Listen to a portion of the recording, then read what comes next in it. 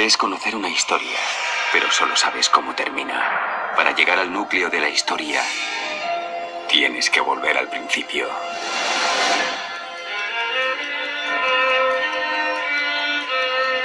Se volverían a los mitos, dijo el apóstol Pablo. No soportarían la enseñanza sana y saludable. Buscarían maestros halagadores de oídos, y es que la Biblia lo profetizó con exactitud. Habría un periodo de oscuridad donde la mala hierba, los hijos del inicuo, taparían al trigo hasta el tiempo del fin. Y esto ya empezó en tiempos bíblicos, y ya para el siglo II la mala hierba crecía a velocidades inimaginables. Y es algo que ya sabían los cristianos del siglo II, por ejemplo, según el escritor Hegesipo del 180, mientras los apóstoles estaban vivos, la iglesia, o sea, la congregación, permaneció virgen, pura e incorrupta. Pero cuando el coro sagrado de los apóstoles alcanzó de diferentes maneras el final de su vida, y hubo desaparecido aquella generación de los que fueron dignos de escuchar con sus propios oídos a la divina sabiduría, entonces tuvo principio la confabulación del error impío por medio del engaño de maestros de falsa doctrina, los cuales, al no quedar ya ningún apóstol en adelante, a cabeza descubierta ya, intentaron oponer a la predicación de la verdad, la predicación de la falsamente llamada gnosis. Según Hegesipo, la iglesia de los Corintios permaneció en la verdadera doctrina hasta que Primo fue obispo de Corinto.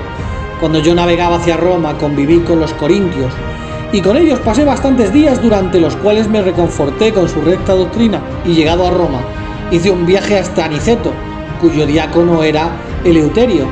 En cada etapa del recorrido y en cada ciudad las cosas están tal como las predican la ley, los profetas y el Señor.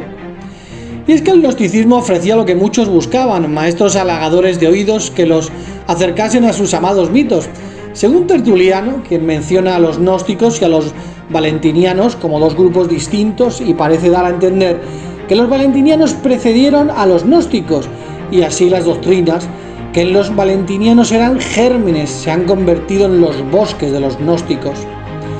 Y según Hipólito de Roma, del 170, afirma que los naasenos se denominan a sí mismos gnósticos. Los sacerdotes y adelantados de esta doctrina fueron primeros los denominados naasenos, así conocidos por el término hebreo nas, que significa serpiente. Después se autodenominaron gnósticos, proclamándose los únicos conocedores del profundo conocimiento. Y es que sobre el gnosticismo hay posiciones diversas. El historiador alemán Adolf von Harnack, de 1851 a 1930, lo considera una aguda helenización del cristianismo. Los gnósticos deformaron el mensaje cristiano y propagaron formas falsas, híbridas de las enseñanzas cristianas.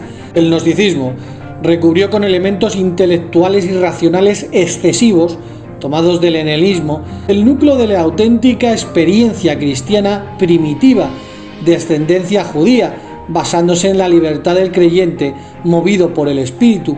A principios del siglo XX, el estudioso del Nuevo Testamento, Willem Bouset, que siguió la pista del gnosticismo hasta fuentes antiguas de Persia y Babilonia, declara que el gnosticismo es ante todo un movimiento precristiano que tenía raíces en sí mismo. Por consiguiente, hay que entenderlo en sus propios términos y no como un vástago o subproducto de la religión cristiana, por lo que los gnósticos proceden de Babilonia y fueron infectando todo a su paso, llegando hasta el cristianismo. El Congreso de Mesina, sobre los orígenes del gnosticismo, en 1966, introduce el concepto de protognosticismo, que podría justificar la anterioridad histórica del gnosticismo con respecto al cristianismo e incluso influir en él, y el concepto de pregnosticismo, que integraría en diversos sistemas de pensamiento rasgos que podrían ser identificados después como gnósticos. Según la profesora de la Universidad de Harvard, Karen King, el apócrifo de Juan fue el primer escrito cristiano que formuló un relato global sobre la naturaleza de Dios, el origen del mundo y la salvación humana. Muchas de las doctrinas gnósticas que la gente hoy encuentra más extrañas se entienden dentro de la cosmovisión gnóstica y del abanico de ideas que prevalecen entre los intelectuales de los siglos II y III. El mito gnóstico es el intento de confeccionar un nuevo movimiento religioso a partir de la Biblia judía y de la filosofía contemporánea a la luz del conocimiento que algunas personas tienen tras la aparición del propio Jesucristo. Los historiadores incluyen dentro del gnosticismo a diversos movimientos que son dualistas, es decir, que distinguen tajantemente la realidad espiritual de la material y el alma del cuerpo, valorando el alma y lo espiritual y despreciando el cuerpo y lo material.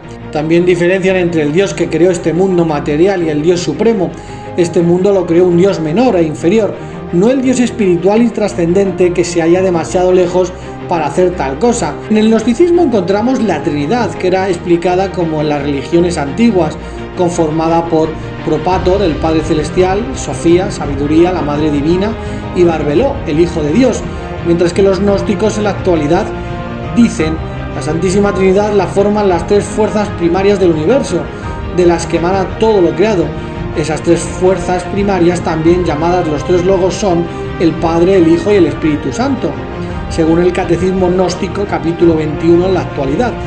Por lo que el gnosticismo en la actualidad cree en la Trinidad de la misma manera que la cristiandad, y es que fueron ellos los que introdujeron esta satánica doctrina en el mundo cristiano primitivo. Según David Brake, catedrático de Historia del Cristianismo en la Universidad de Ohio, afirma al respecto: a pesar de que puede adoptar diversas formas, en el centro de la concepción gnóstica de lo divino se halla una familia que consta de padre, madre e hijo. Aunque los autores gnósticos tenían una imagen negativa de la sexualidad, percibieron a la humanidad humana como una imagen imperfecta de la realidad divina. Y tal como afirma el Génesis, los seres humanos fueron creados a imagen y semejanza de Dios, y si tal como Platón enseña, nuestro mundo es una copia del mundo espiritual, entonces cobra sentido el hecho de que la plenitud incluya arquetipos divinos de los seres humanos. Los gnósticos se consideran los descendientes de Set, sin embargo, cualquiera puede convertirse en gnóstico o apostatar después. El texto titulado Ayógenes, que significa de otra raza, se refiere a la persona iniciada en la gnosis que se convierte en un extraño para el mundo. Ayógenes explica su propio proceso espiritual. Yo estaba muy turbado y me volví hacia mí mismo, habiendo visto la luz que me rodeaba y el bien que había dentro de mí, me volví divino.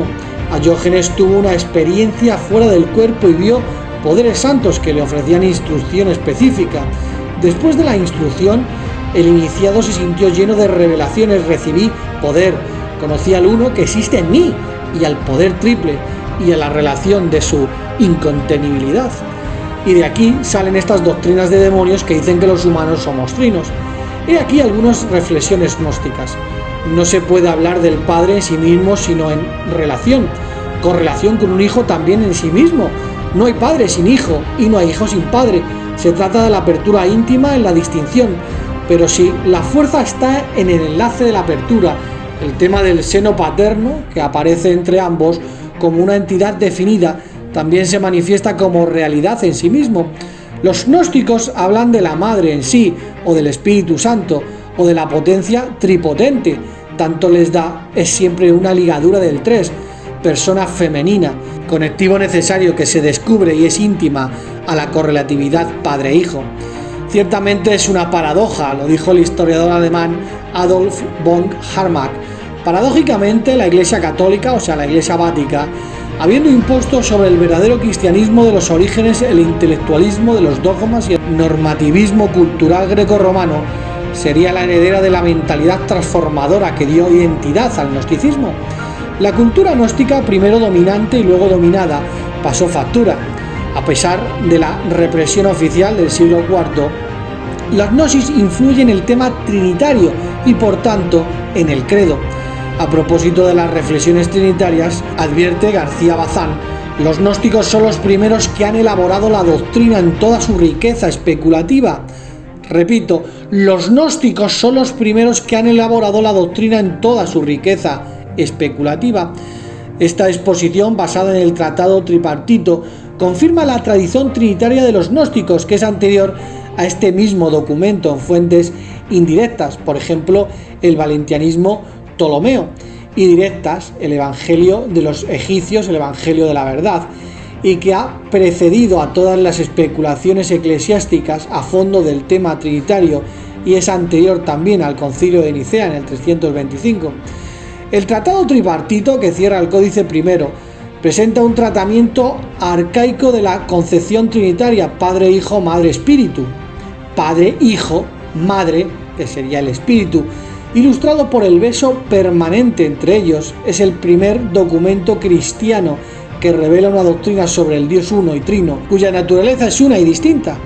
Recoge también la procesión interior eterna de las personas divinas y su necesaria interrelación, circularidad. El Padre y el Hijo son de la misma sustancia.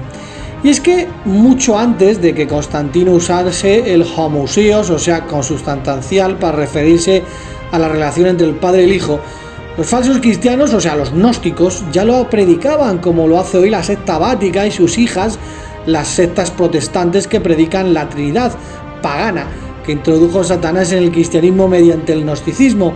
Trinitarios, esta es vuestra historia, la mala hierba que Satanás introdujo en el campo de la humanidad, los mismos que recogieron el poder de Roma de las manos de Satanás por Constantino y Teodosio I.